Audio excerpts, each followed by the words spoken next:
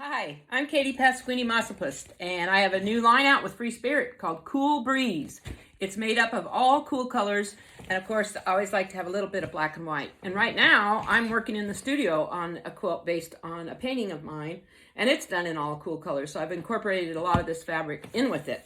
So I did a lot of painting to come up with these ideas. This is a process I call cups, where you take little paper cups and put paint on them and put them on the fabric and then mist them a little bit so that you get some nice hard edge lines and some soft edge lines. It's all done in the basic cool colors of this line. Another one where I've used a resist to make the lines in between the colors, and then filled in with the different purples and teals and yellow greens, and just playing with just everything really cool. And as I said, I always like to have some black and white, so I played with a black with white lines on it, and then did the reverse in a little bit different scale with white background with the same black imagery on it. I work in 7 value steps when I'm sorting my fabric, from very light being step 1 and 7 being very dark.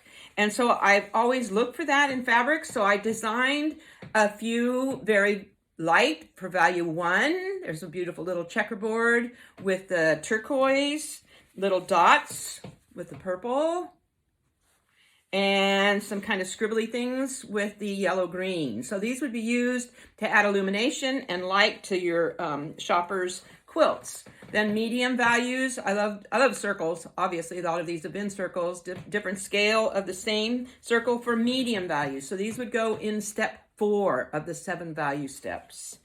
And then little circles and squares in the lavender. And then dark, so that you get depth. You got to have nice, really dark darks. So a lovely dark blue, a black and green check, and those scribbles again, done with black and violet. So these would be the deep, deep colors. And again, some more black and white. So circle seems to be the theme with this line.